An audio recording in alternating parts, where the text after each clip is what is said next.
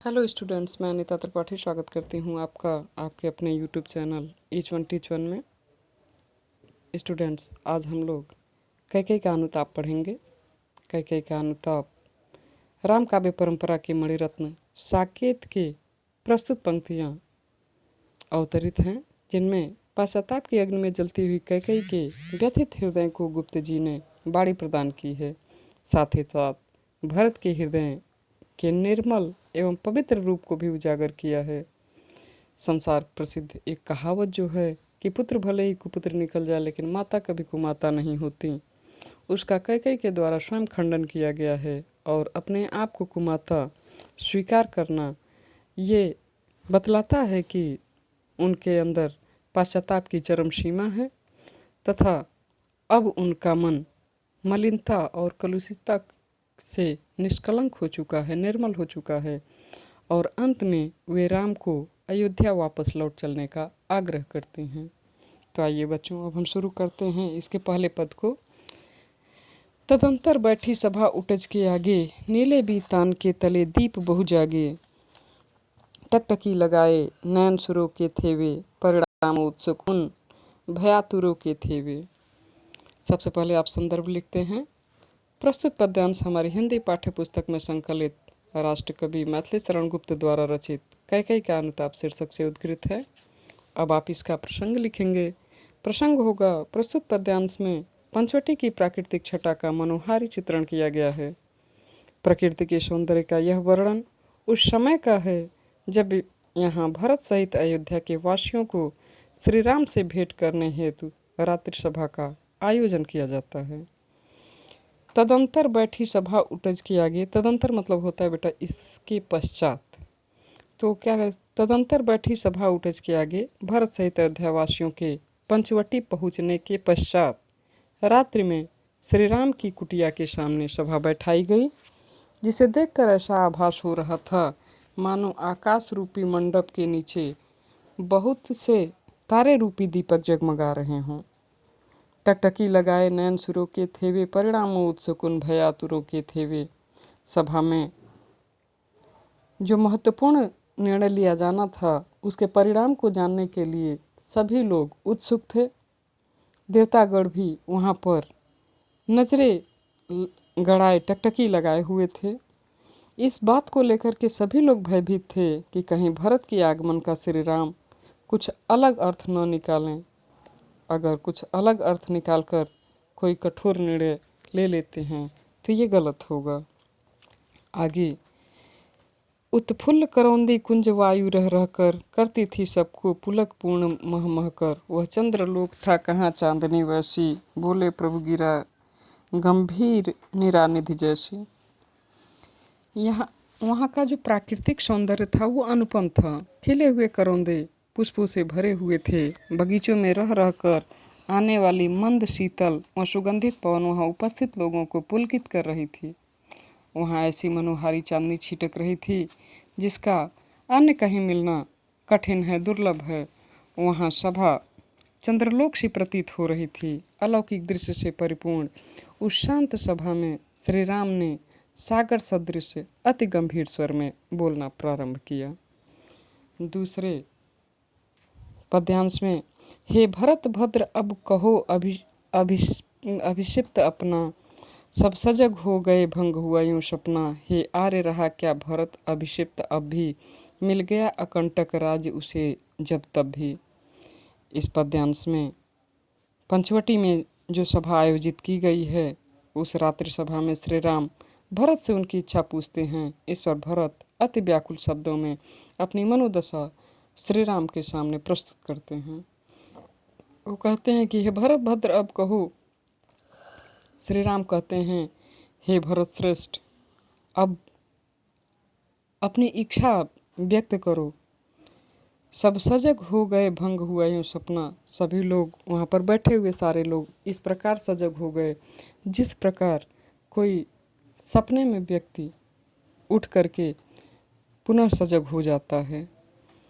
कहने का तात्पर्य है कि सभी लोग राम और लक्ष्मण की संवाद को सुनने के लिए बिल्कुल सावधान होकर बैठ गए और उस संवाद का परिणाम जानने के लिए सभी लोग व्याकुल थे। श्री राम की बातें सुन कर के भरत कहते हैं कि हे आर्य, अब भला मेरी और क्या अभिलाषा शेष होगी, जब मुझे अयोध्या का एक छत्र राज्य और आपको वनवास मिल गया है। तनु तड़प तड़प कर तप्त तात ने त्यागा, क्या रहा अभिषिप्त और तथापि अभागा। वो अपने आप को दोषी मानते हुए कहते हैं कि पिताजी ने भी दुख में तड़प तड़प कर अपने प्राण त्याग दिए, ऐसे में भला इस अभागे भरत की और कौन सी चाह पूरी होनी शेष रही होगी। इस प्रकार भरत ने दुखपूर्ण शब्दों में राम के सम्मुख अपनी मनोदशा का वर्णन व्यक्त कर दिया। उन्हें राम लक्ष्मण और सीता का वन में पेड़ के नीचे निवास करना अत्यंत ही कष्टकारी प्रतीत हो रहा था, उन्हें बहुत दुख पहुंचा रहा था। तीसरे पद्यांश में हम देखेंगे, हाँ इसी अयस के हेतु जनन था मेरा, निज जननी ही के हाथों हनन था मेरा। इस पद्यांश में राम के पूछने पर भरत अपनी बातें उनके सम्मुख रखते हुए अपनी माता कैकेयी के लिए कैकेयी द्वारा किए गए कार्य पर पछतावा व्यक्त करते हैं और स्वयं को अपनी ही नज़रों में उपेक्षित बताते हैं। वो कहते हैं, हाँ इसी अयस के हेतु जनन था मेरा, निज जननी ही के हाथ हनन था मेरा।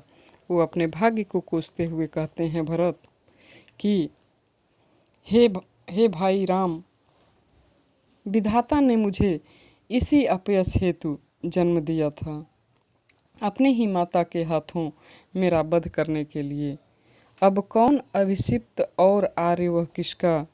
आगे वो कहते हैं कि भला बताएं आर्य, उस व्यक्ति की क्या इच्छा शेष रही होगी जिसका घर संसार सब कुछ नष्ट हो गया हो।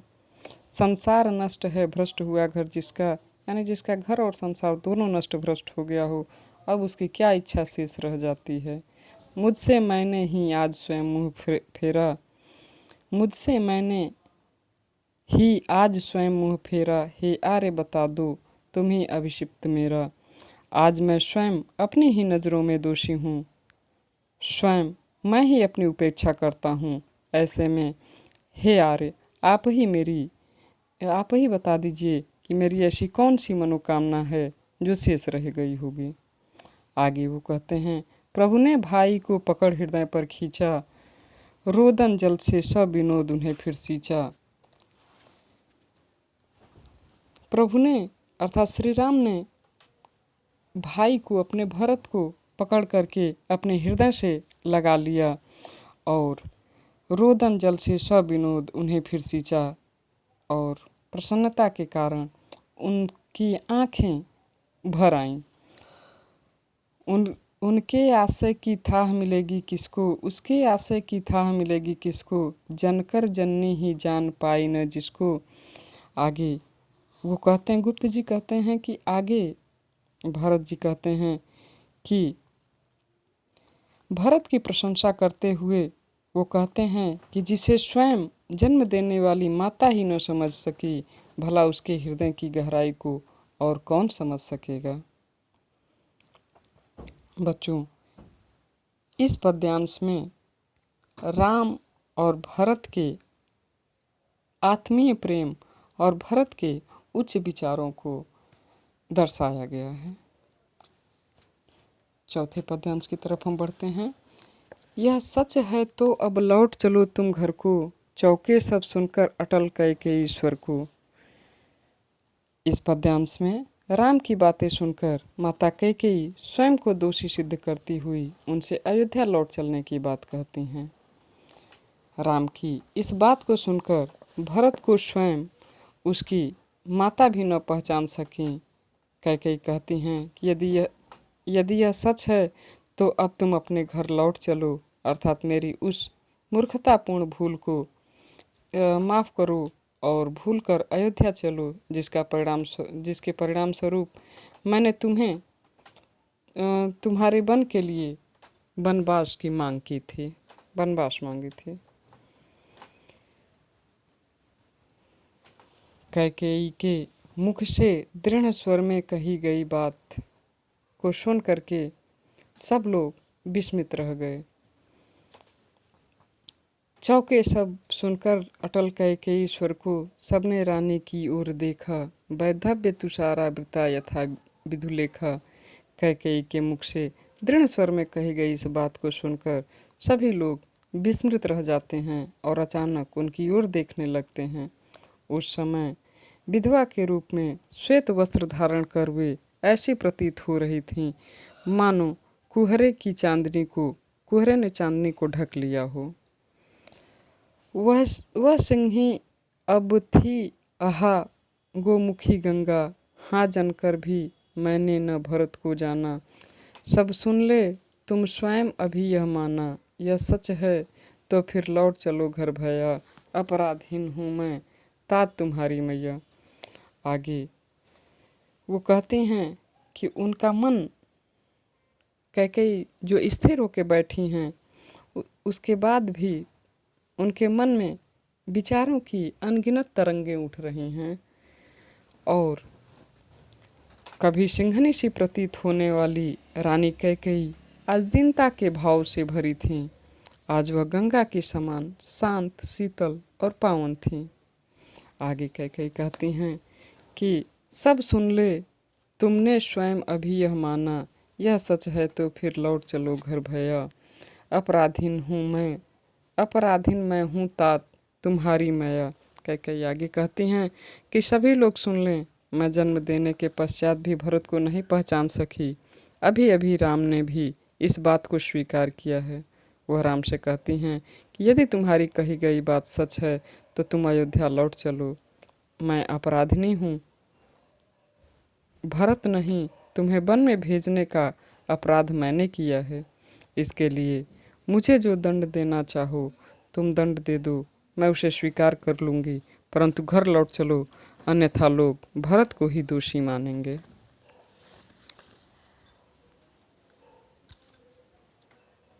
पांचवें पद्यांश में ये कहा गया है कि दुर्बलता का चिन्ह विशेष शपथ है। थोड़ा सा रुको, आराम करें। दुर्बलता का चिन्ह विशेष शपथ है, पर अबला जन के लिए कौन शपथ है। बच्चों, इन पंक्तियों के माध्यम से कवि ने कैकेयी के पश्चाताप को अपूर्व ढंग से अभिव्यंजित किया है। कैकेयी भरत की सौगंध खाते हुए राम से कहती हैं कि सौगंध से व्यक्ति की दुर्बलता प्रकट होती है, यानी कसम खाना दुर्बलता का प्रतीक है, लेकिन स्त्रियों के लिए इसके अतिरिक्त अन्य कोई उपाय नहीं। आगे वो कहती हैं, यदि मैं उकसाई गई भरत से हूँ तो पति समान ही स्वयं पुत्र भी खोऊं। वो कहती हैं कि यदि मुझे भरत ने तुम्हें वन भेजने के लिए और अपने लिए राज्य के लिए उकसाया हो तो हे राम, मैं ये कसम खाती हूँ कि उसी के समान मैं हो जाऊँ। जैसे मैंने पति को खो दिया वैसे मैं पुत्र को भी खो दूँ। आगे वो कहती हैं कि ठहरो मत रोको मुझे, कहूँ सो सुन लो। आगे वो कहती हैं कि हे राम, तुम रुक जाओ, मैं जो कह रही हूँ उसे सुन लो। पाओ यदि उसमें सार उसे सब सुन लो। और आगे वो कहती हैं कि यदि मेरे कथनों में कोई यथार्थ बात हो तो उसे ग्रहण कर ले, मुझसे यह नहीं सहा जा सकेगा। मैंने इतना बड़ा पाप कर दिया है, थोड़ा सा पश्चाताप भी न प्रकट करूं और मौन रह जाऊं, करके पहाड़ सा पाप मौन रह जाऊं। मैंने पहाड़ सा इतना बड़ा पाप कर दिया है और पाप करने के बाद भी मैं चुप रह जाऊं, मैं ऐसा नहीं कर सकती। राई भर भी अनुताप न करने पाऊं और मैं राई के बराबर यानी थोड़ा सा भी सरसों के बराबर भी क्या मैं अनुताप नहीं करने पाऊं, तो अनुताप यानी पश्चाताप या पछतावा। आगे वो कहती हैं, थी सनक्षत्र शशि निशा उष टपकती, रोती थी नीरव सभा हृदय थपकाती, उल्का सी रानी दिशा दीप्त करती थी, सब में भय विस्मय और खेद भरती थी। कैकेयी के यह सब कहने के दौरान तारों ने भरी चांदनी रात ओस के रूप में अश्रु जल बरसा रही थीं और नीचे मौन सभा हृदय को थपथपाते हुए रुदन कर रही थी। कहने का अर्थ यह है कि कैकेयी के हृदय परिवर्तन और उसके पश्चाताप को देख करके सभा में उपस्थित सभी लोगों की संवेदना उनके साथ थी, मानो सभा सद सहित प्रकृति ने भी उन्हें उनके अपराध के लिए क्षमा कर दिया हो। आगे रानी कैकेयी, जिसने अपनी अनुचित मांग से पूरे अयोध्या और वहाँ के निवासियों का जीवन अस्त व्यस्त कर दिया था, आज पश्चाताप की अग्नि में जलकर चारों ओर सद्भाव की किरणें बिखेर रही थीं। उनके इस नए रूप के परिणाम तो वहाँ उपस्थित लोगों में एक साथ भय, आश्चर्य और शोक के भाव उमड़ रहे थे। बच्चों, यहाँ पर कवि ने कैकेयी के पश्चाताप में उपस्थित लोगों व प्रकृति को भी उनकी संवेदना का हिस्सा बनाने का भाव व्यक्त किया है। 6वें पद्यांश की तरफ हम बढ़ते हैं। क्या कर सकती थी मरी मंथरा दासी, मेरा ही मन रह सका न निज विश्वासी। जल पंजरगत अब अरे अधीर अभागे, वे ज्वलित भाव थे स्वयं मुझी में जागे। इस पद्यांश में कैकेयी राम को वनवास भेजने के लिए स्वयं को दोषी ठहराते हुए पश्चाताप कर रही हैं। कैकेयी मंथरा को निर्दोष बताते हुए कहती हैं कि मंथरा तो एक साधारण सी दासी है, वह भला मेरे मन को कैसे बदल सकती थी। सच तो यह है कि स्वयं मेरा मन ही अविश्वासी हो गया था। जर पंजरगत अब अरे अधीर अभागे, वे ज्वलित भाव थे स्वयं मुझी में जागे। अपने मन को अधीर और अभागा मानकर कैकेयी अपने अंतर मन से कहती हैं कि मेरे शरीर में ही मेरा मन स्थिर है और ईर्ष्या द्वेष से परिपूर्ण वे ज्वलंत भाव स्वयं मुझ में ही जागे थे। तत्पश्चात वह अगले ही क्षण सभा को संबोधित करते हुए कहती हैं, पर था केवल क्या ज्वलित भाव ही मन में, क्या शेष बचा कुछ न और जन्मे। कुछ मूल्य नहीं वात्सल्य मात्र क्या तेरा, पर आज अनन्य सा हुआ वत्स भी मेरा। आगे वो कहती हैं कि मेरे शरीर में मेरा मन स्थित है, ईर्ष्या द्वेष से परिपूर्ण वे ज्वलंत भाव स्वयं तुझ में ही जागे थे, यानी मुझ में ही जागे थे। तत्पश्चात वह अगले ही क्षण सभा को संबोधित करते हुए प्रश्न पूछती हैं कि क्या मेरे मन में केवल आग लगाने के ही भाव थे, क्या मुझ में और कुछ भी शेष न था। क्या मेरे मन में वात्सल्य भाव अर्थात पुत्र स्नेह का कुछ भी मूल्य नहीं, किंतु हाय आज स्वयं मेरा पुत्र ही मुझे पराई की तरह व्यवहार करता है। आगे वो कहती हैं कि थूके मुझ पर त्रैलोक्य भले ही थूके, जो कोई जो कह सके कहे क्यों चूके, छीने न मातृपद किंतु भरत का मुझसे, रे राम दुहाई करूं और क्या तुझसे। कैकेयी अपने कर्मों पर पछताते हुए आगे कहती हैं कि तीनों लोक अर्थात धरती, आकाश और पाताल मुझे क्यों न धिक्कारे, मेरे विरुद्ध जिसके मन में जो आए वह क्यों न कहे। लेकिन हे राम, मैं तुमसे दीन स्वर में बस इतनी विनती करती हूँ कि मेरा मातृपद अर्थात भरत का पुत्र कहने का मेरा अधिकार मुझसे न छीना जाए।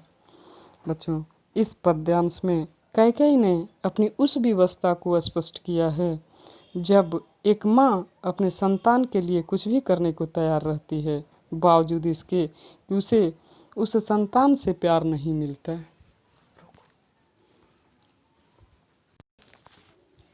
कहते आते थे यही सभी नरदेही, माता न कुमाता पुत्र कुपुत्र भले ही। अब कहे सभी यह हाय विरुद्ध विधाता, है पुत्र पुत्र ही रहे कुमाता माता। इस पद्यांश में कैकेयी स्वयं को धिक्कारते हुए भरत के हृदय को न समझ पाने की असमर्थता को व्यक्त कर रही हैं। उनके अंदर आत्मग्लानि में डूबी हुई कैकेयी कहती हैं कि अब तक तो सभी मानव जाति यही कहावत कहती आ रही थी कि पुत्र भले ही कुपुत्र हो जाए, माता कभी कुमाता नहीं होती। अर्थात पुत्र माता के प्रति अपने कर्तव्य को पूरा करने में चाहे कितनी भी लापरवाही क्यों न दिखाए, उनके प्रति कितना भी अपराध क्यों न करे, माता उसे क्षमा करके उसके प्रति अपना उत्तरदायित्व सदा निभाती रहती हैं। किंतु अब तो सभी लोग यही कहेंगे कि विधाता के बनाए नियमों के विरुद्ध यहाँ पुत्र तो पुत्र ही है, पर माता ही कुमाता हो गई हैं। अर्थात संसार मुझ पर बुरी माता होने का आरोप लगाएगा, क्योंकि मैंने पुत्र के हित के विरुद्ध कार्य किया है। आगे वो कहती हैं कि बस मैंने इस बाह्य मात्र ही देखा, दृढ़ हृदय ने देखा, मृदुल गात्र ही देखा, परमार्थ न किया, पूर्ण स्वार्थ ही साधा, इस कारण ही तो हाय आज यह बाधा, युग युग तक चलती रहे कठोर कहानी, रघुकुल में थी एक अभागिन नारी। कैकेयी अपने दोष को गिनाते हुए आगे कहती हैं कि मैंने अपने पुत्र भरत का केवल बाहरी रूप ही देखा, उसके दृढ़ हृदय को मैं न समझ सकी। मेरी दृष्टि बस उसके कोमल शरीर तक गई, उसके परमार्थ स्वरूप को मैं अब तक न देख सकी थी।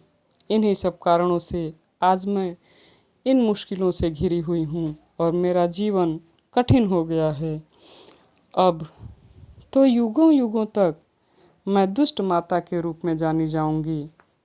मुझे याद कर लोग कहेंगे कि रघुकुल में एक अभागिन नारी थी जिसे स्वयं उसके पुत्र ने त्याग दिया था। बच्चों, यहाँ कैकेयी के द्वारा भरत को न पहचान सकने के पश्चाताप का भाव व्यक्त किया गया है। साथ ही साथ समाज में होने वाले अपयश से उन्हें अत्यधिक चिंतित भी दर्शाया गया है। 8वें पद्यांश में निज जन्म जन्म में सुने जीव यह मेरा, धिक्कार उसे था महास्वार्थ ने घेरा, 100 बार धन्य वह एक लाल की माई, जिस जननी ने है जना भरत सा भाई। यहाँ कैकेयी द्वारा पश्चाताप व्यक्त करने पर राम सहित उपस्थित सभाजनों ने उन्हें भरत जैसे पुत्र की माता होने पर धन्य कहा। कैकेयी पश्चाताप करते हुए यह कह रही हैं कि अब तो जन्म जन्मांतर तक मेरी आत्मा यह सुनने के लिए विवश होगी कि रानी कैकेयी जो अयोध्या में रहती थीं, उन्हें महास्वार्थ ने घेर कर ऐसा अनुचित कर्म करवाया कि उसने धर्म के मार्ग को छोड़ करके अधर्म के मार्ग का पालन किया। कैकेयी की इन बातों को सुन करके राम सहित सभा में उपस्थित लोगों ने एक स्वर में कहा कि 100 बार धन्य वह एक लाल की माई, जिस जननी ने जना भरत सा भाई। कि भरत जैसे महान पुत्र रत्न को जन्म देने वाली माता 100 बार धन्य हैं। अतः वहाँ सभी लोगों द्वारा एक मत से कैकेयी को निर्दोष कहा जा रहा है।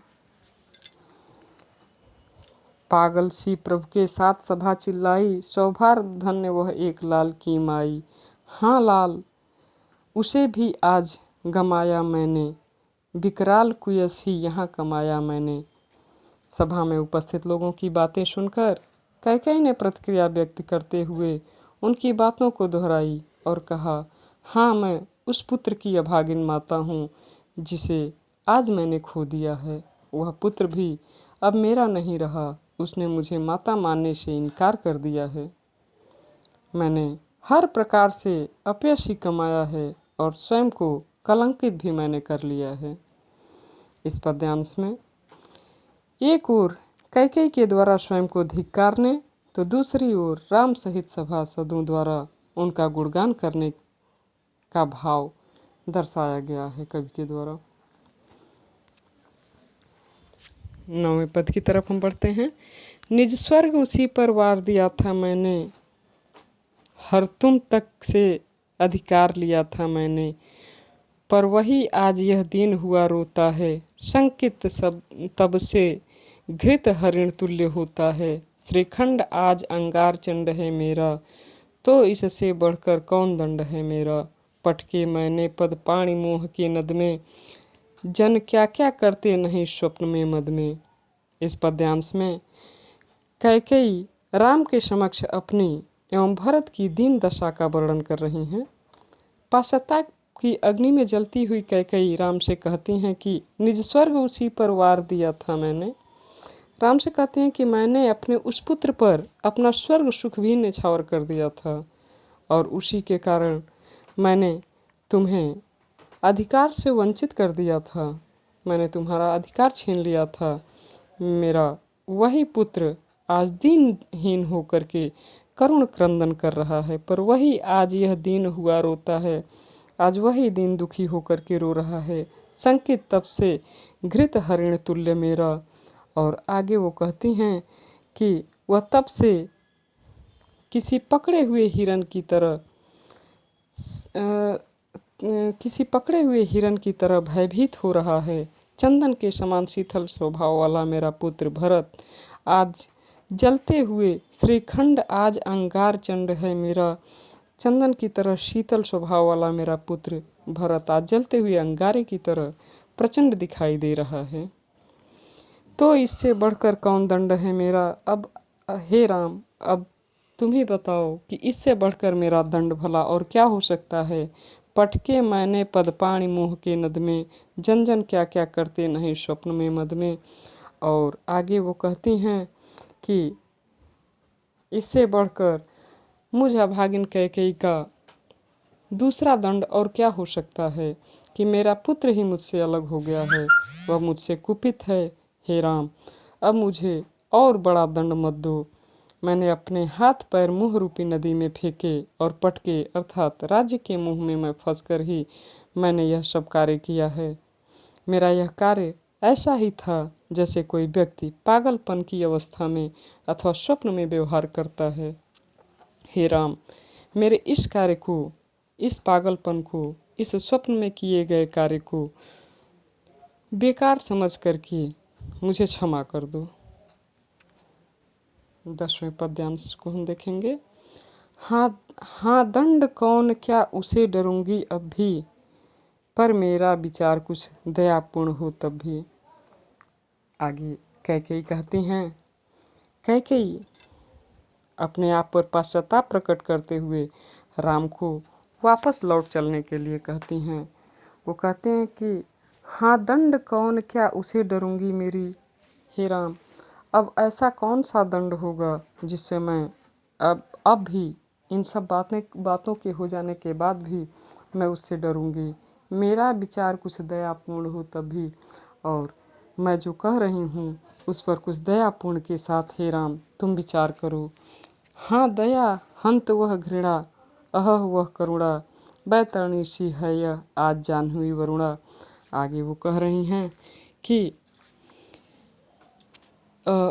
मेरी दीनतापूर्ण याचना के स्वर को सुन करके यह न समझा जाए कि मैं दंड भोगने से भाग रही हूँ अथवा मुझे दंड स्वीकार नहीं है। वस्तुतः आज दया घृणा करुणा सबने अपने अर्थ खो दिए हैं। आज गंगा और वरुणा जैसी पावन नदियाँ भी मेरे लिए नरक की भांति अति दूषित नदी बैतरणी बन गई हैं।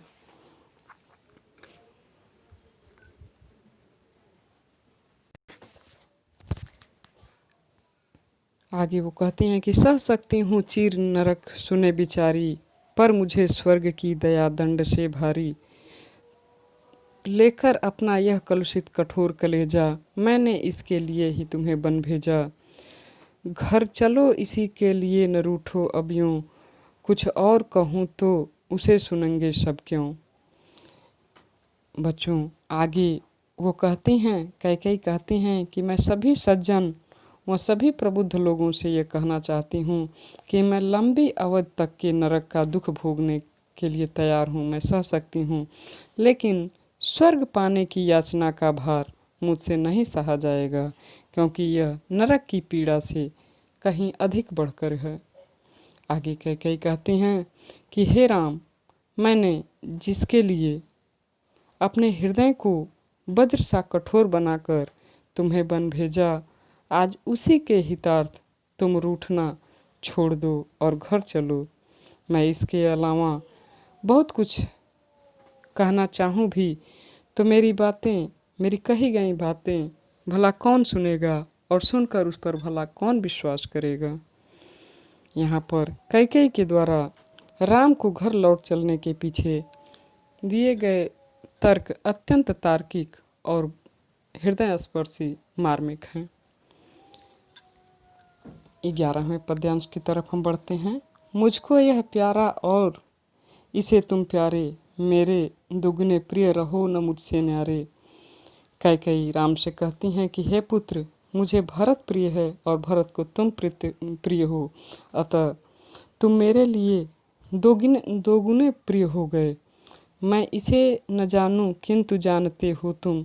मैं भले ही अपने पुत्र को न जान सकूं, लेकिन तुम अपने भाई भरत के बारे में अच्छी तरह जानते हो।